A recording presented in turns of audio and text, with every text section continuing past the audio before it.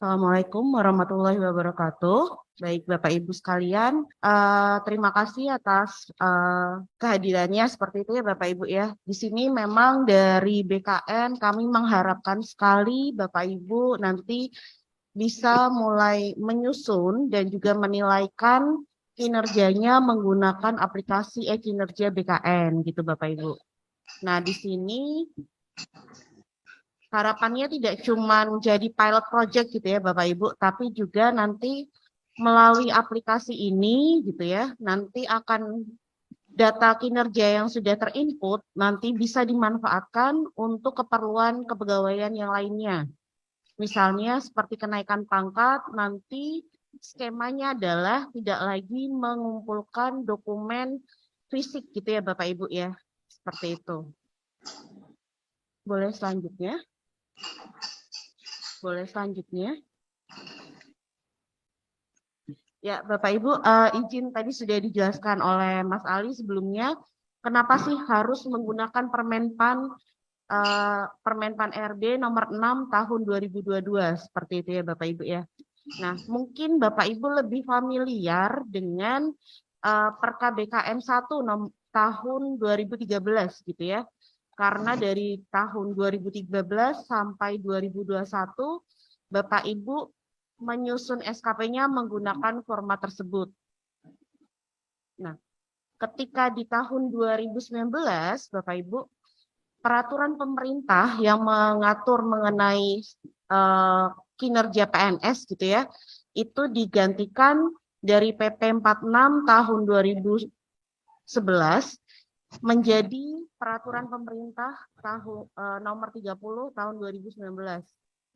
Lalu kemudian di tahun 2021 keluarlah Permenpan RB nomor 8 tahun 2021 sebagai peraturan pelaksana dari PP 30 tahun 2019. Nah, tadi juga sudah disinggung, belum ada 6 bulan ya Bapak Ibu ya. Mungkin belum ulang tahun, belum ada 1 tahun itu sudah dicabut seperti itu. Digantikan oleh Permenpan RB nomor 6 tahun 2022. Nah, sebenarnya Bapak Ibu, pencabutan ini sebenarnya bentuk dari penyempurnaan. Karena Permenpan RB nomor 6 ini tidak hanya mengatur tentang PNS, tetapi juga P3K. Nah, jadi Bapak Ibu yang mungkin juga nanti memiliki sebagai statusnya adalah P3K, itu juga di tahun ini diharuskan untuk menyusun SKP. Boleh selanjutnya?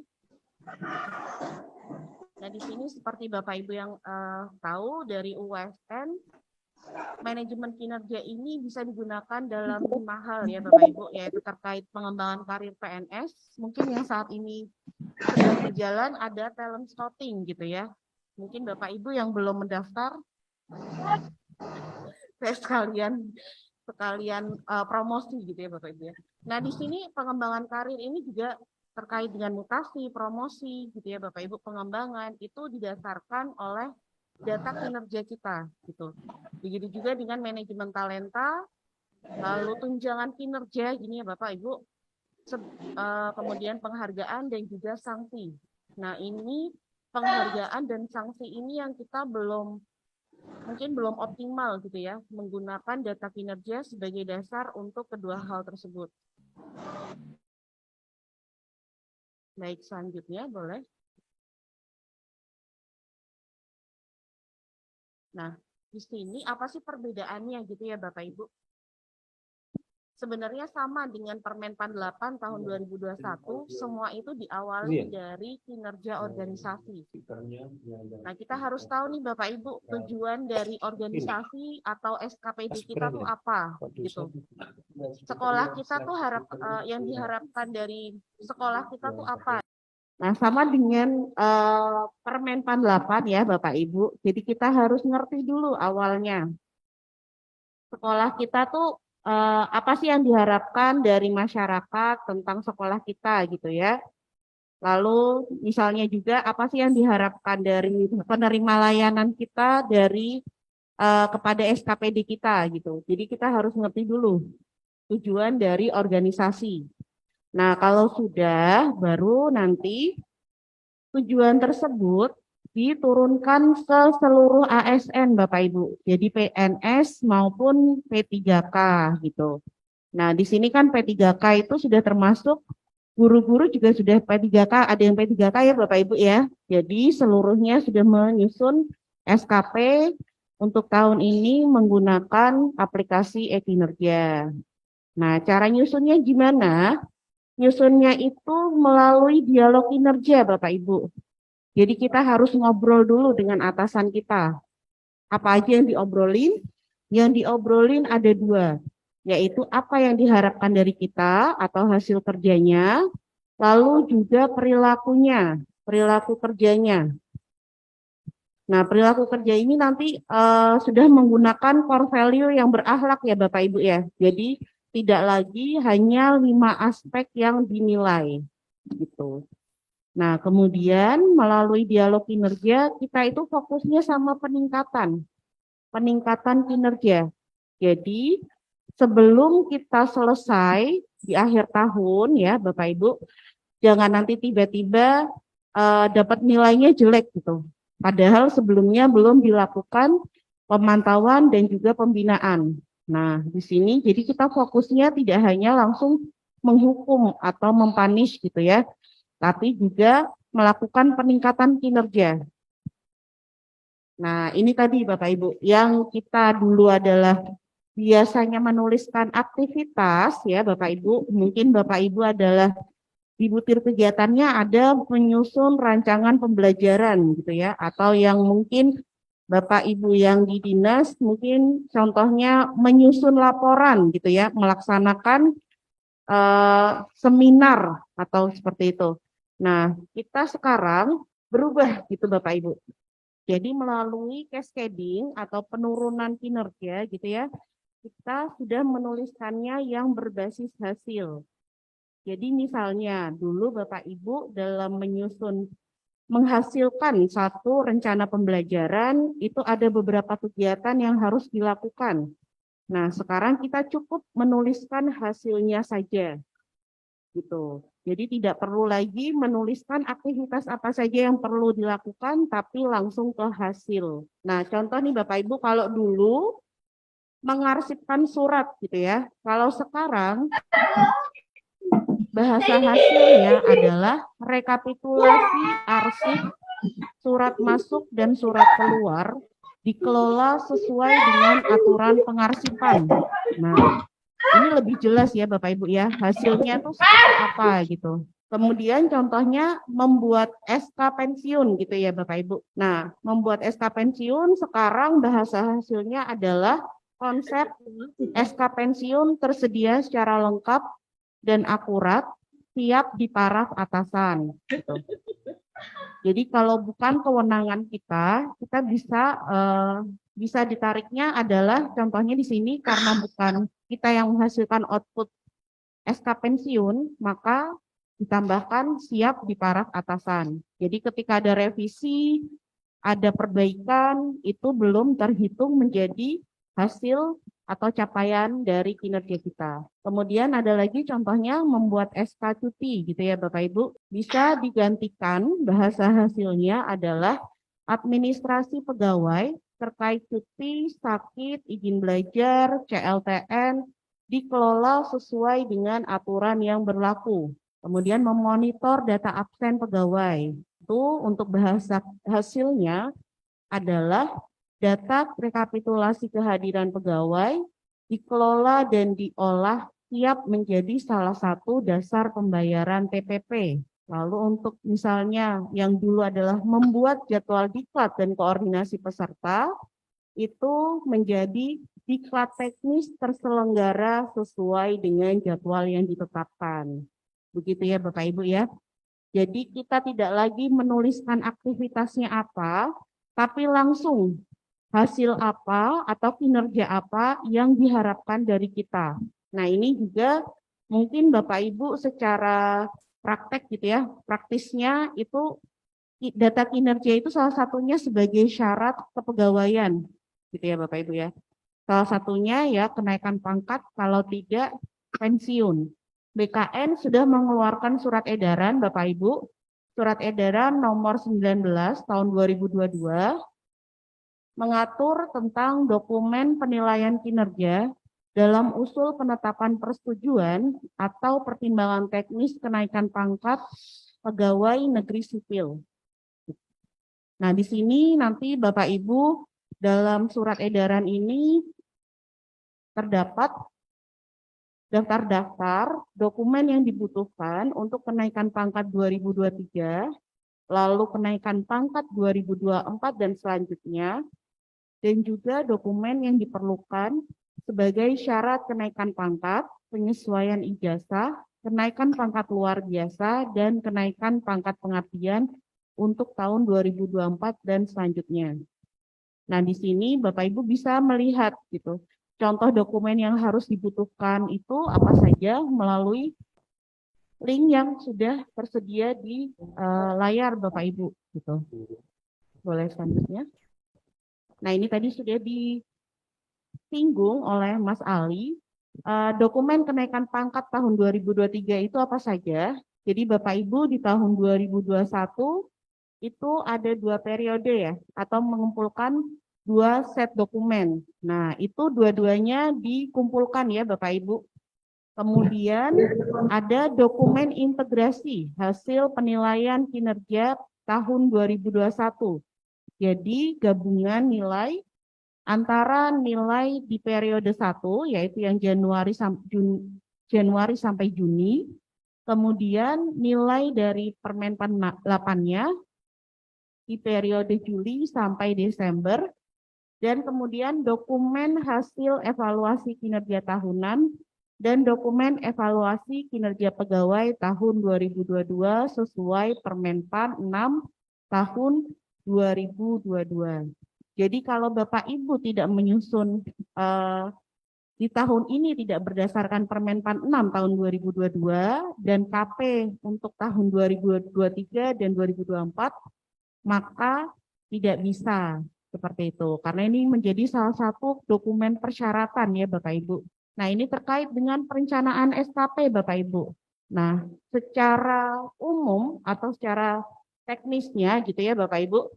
Teknisnya nanti Bapak Ibu akan ada 8 step gitu ya untuk menyusun kinerja SKP-nya. Nah, di sini dari form SKP-nya sendiri sudah ada bedanya ya Bapak Ibu ya. Nah, kalau dulu Bapak Ibu di Permenpan 8 kita mengenalnya ada 2, model dasar dan model pengembangan. Nah, kebanyakan waktu tahun 2021 itu menggunakan model dasar. Nah, kalau sekarang kita mengenalnya ada 2 model. Sebenarnya ini modelnya lebih ke pendekatan saja Bapak Ibu. Jadi kalau misalnya model kuantitatif itu digunakan ketika ekspektasi pimpinan masih menekankan pada satuan pengukuran. Contoh Bapak Ibu yang di sekolah gitu ya, itu misalnya masih targetnya itu laporan, kemudian rancangan pembelajaran gitu ya. Nah, itu lebih cocok menggunakan model yang kuantitatif. Kemudian ada juga model atau pendekatan kualitatif. Pendekatan kualitatif itu ketika ekspektasi pimpinan bersifat deskriptif dan menggabungkan target. Jadi sudah tidak ada lagi kotak-kotak Bapak Ibu.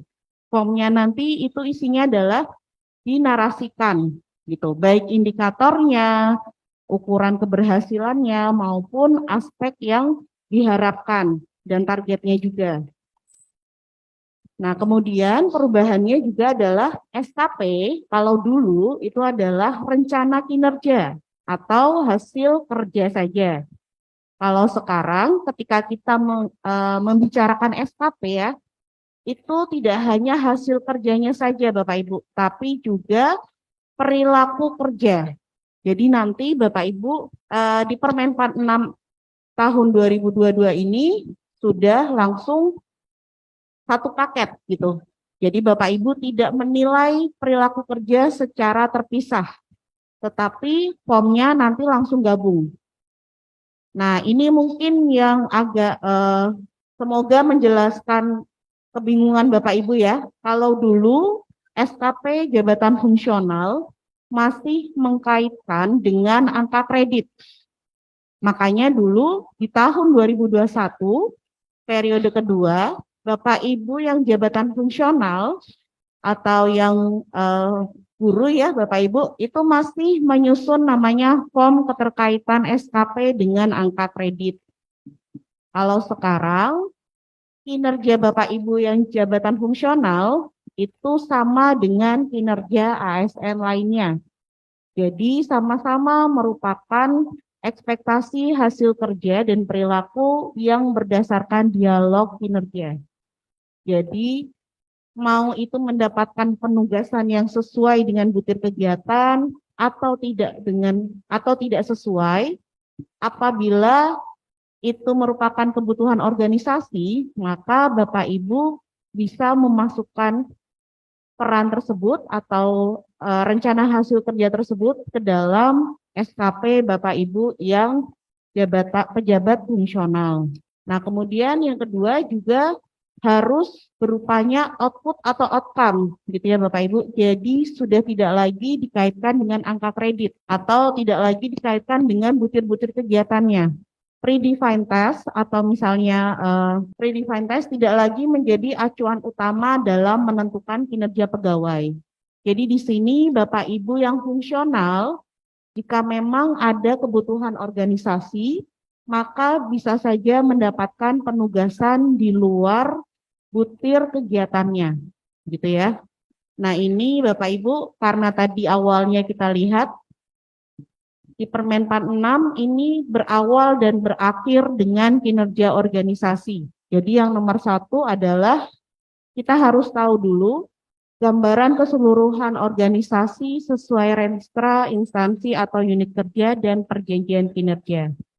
Jadi kita harus tahu apakah perjanjian kinerjanya itu sudah sesuai dengan renstra atau rencana strategis gitu ya Bapak Ibu 5 tahun.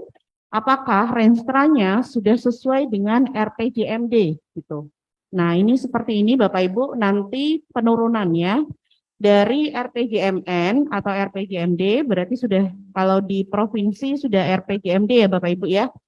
Kemudian diturunkan ke renstra. Renstranya itu berarti menggunakan renstra Dinas Pendidikan.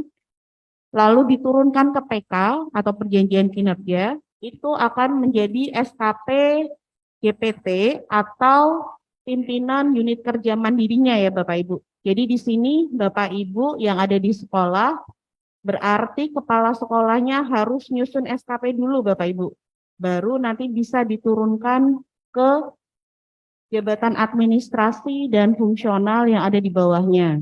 Begitu juga dengan Bapak Ibu yang di dinas, berarti kepala dinas harus menyusun dulu SKP-nya baru bisa diturunkan. Ya, ini nanti untuk tampilannya secara otomatis sudah muncul di aplikasi Bapak Ibu. Ini yang model kualitatif untuk JPT atau pimpinan unit kerja mandiri. Nah, di sini Bapak Ibu yang ketiga itu kita harus menyusun manual indikatornya.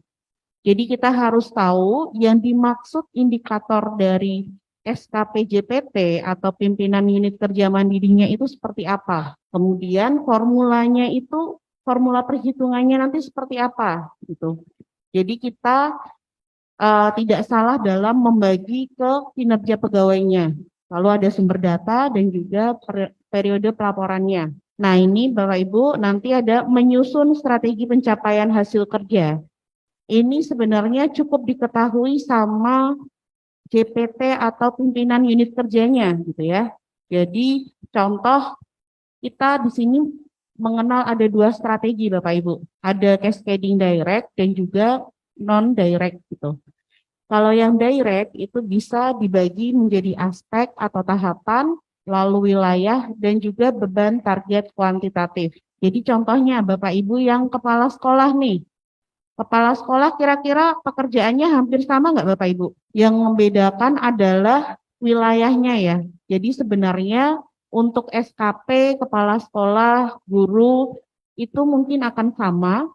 Yang membedakan bisa wilayah ataupun beban target kuantitatifnya gitu. Nah ini kalau misalnya non direct gitu Bapak Ibu. Non direct ini dia berdasarkan atau dibaginya itu dibagi melalui layanan atau produk yang dihasilkan. Jadi contoh di sini sama-sama tadi dengan targetnya adalah indikatornya indeks kebersihan kota gitu ya.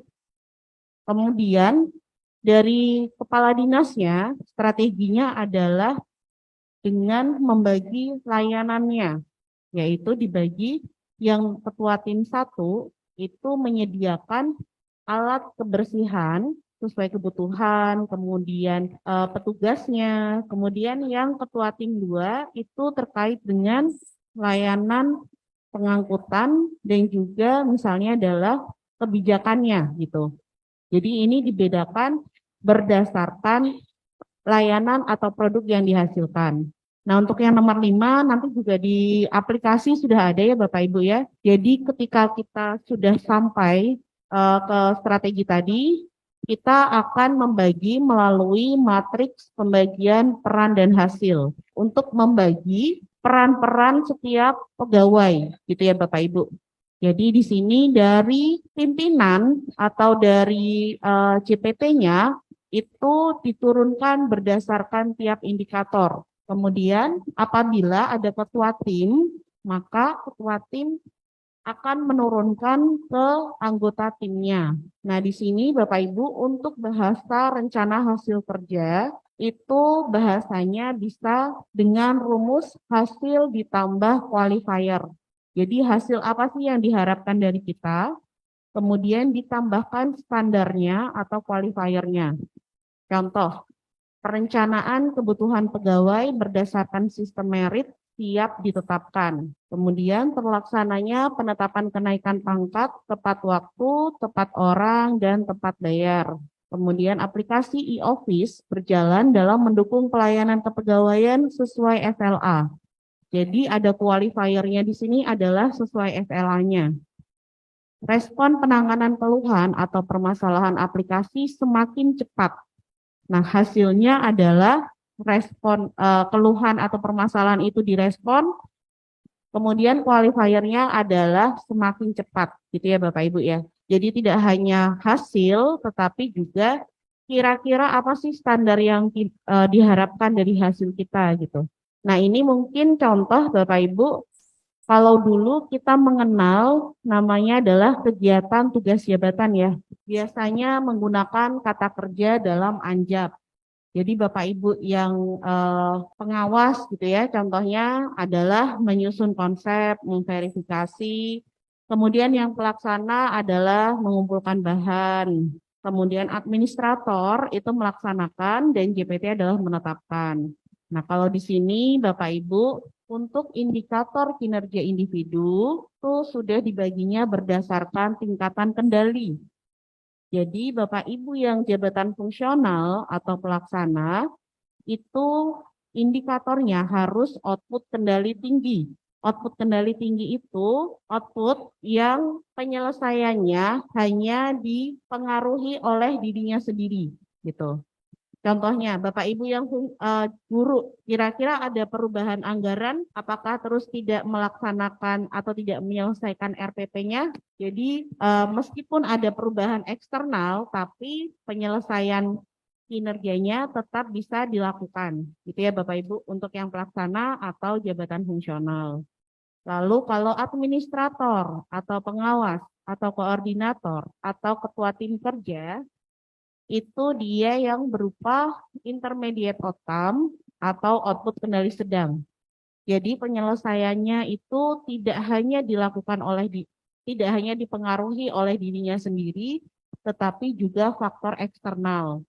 Contoh, Bapak Ibu yang pengawas masih membutuhkan bahan dari staf yang ada di bawahnya, gitu. Kalau tidak ada bahan, apakah kira-kira pekerjaannya sudah selesai? Tidak bisa, gitu contoh. Nah, untuk JPT itu yang berupa outcome, jadi yang bisa dirasakan oleh penerima layanan secara langsung, kemudian intermediate outcome, yaitu output antara, gitu ya Bapak Ibu, atau output kendali rendah, jadi penyelesaian pekerjaannya atau kinerjanya itu banyak dipengaruhi oleh faktor eksternal. Selain mempertimbangkan yang kendali tadi ya Bapak Ibu, tingkat kendali, indikator kinerja individu itu juga harus mempertimbangkan prinsip SMART, spesifik, kemudian dapat diukur, dapat dicapai, realistis, dan juga time bound atau ada batas waktunya, serta menyesuaikan kondisi internal dan eksternal organisasi. Nah, di sini targetnya sebenarnya bisa tidak ditentukan secara mutlak Bapak Ibu. Jadi Bapak Ibu biasanya sudah terbiasa ya menuliskan target itu 100% gitu ya. Nah, padahal sebenarnya diperbolehkan tidak mutlak. Kecuali hasil kerja Bapak Ibu itu terkait nyawa, cedera, pelanggaran keamanan nasional, dan kerugian moneter yang besar, maka target Bapak Ibu harus mutlak. Nah, di sini untuk ukuran keberhasilan berupa kuantitas, kualitas, waktu, biaya, itu bisa dipadukan untuk pendekatan yang kualitatif. Nah, ini tadi dari contoh yang tadi ya Bapak Ibu, rencana hasil kerjanya adalah membuat konsep SK tadi ya. Ketika dibahasakan ke dalam indikator kinerja, maka bisa menjadi konsep SK pensiun tersedia secara lengkap dan akurat, siap di paraf atasan.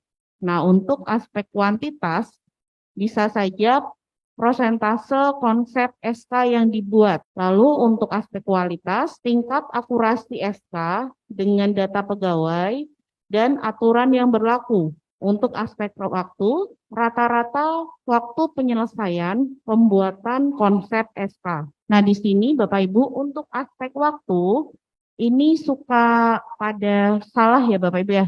Salah pengertian, biasanya dituliskan targetnya adalah 12 bulan gitu ya. Karena dilakukan setiap bulan gitu. Padahal sebenarnya yang diharapkan adalah dari aspek waktu itu berapa lama kira-kira Bapak Ibu dapat menyelesaikan pekerjaan atau hasil tersebut. Jadi sebaiknya dituliskannya adalah waktu yang realnya gitu ya Bapak Ibu, tidak 12 bulan. Nah, di sini yang sangat berbeda ya Bapak Ibu dengan konsep yang sebelum-sebelumnya, menetapkan jenis rencana hasil kerja utama dan tambahan. Nah, kalau dulu Bapak Ibu mengenal utama dan tambahan itu berdasarkan tupoksinya ya. Kalau sesuai tupoksi berarti itu hasil kerja utama gitu. Kalau di luar tupoksi berarti itu tambahan. Nah, kalau sekarang itu berbeda atau tidak lagi digunakan Bapak Ibu. Yang membedakan antara hasil kerja utama dan tambahan adalah tingkat prioritasnya. Hasil kerja utama adalah yang mencerminkan tingkat prioritas tinggi. Jadi semisalnya Bapak Ibu mendapatkan pekerjaan atau penugasan yang langsung berkaitan dengan kinerja organisasi, itu otomatis merupakan hasil kerja utama. Kemudian kalau misalnya yang tingkat prioritas rendah, itu adalah hasil kerja tambahan, gitu ya Bapak Ibu ya. Yang menentukan siapa hasil prioritas ini? Yang menentukan adalah atasan langsung kita. Jadi yang menentukan itu adalah prioritas tinggi maupun yang rendah, itu merupakan kewenangan dari atasan langsung. Nah, dulu mungkin Bapak Ibu menganggapnya menjadi PLT, PLH, kemudian Bapak Ibu yang fungsional mendapat penugasan untuk menduduki jabatan struktural, seperti Bapak Ibu yang guru, mendapat penugasan sebagai kepala sekolah itu mungkin menganggapnya sebagai tambahan gitu. Padahal sebenarnya bisa masuk ke hasil kerja utama.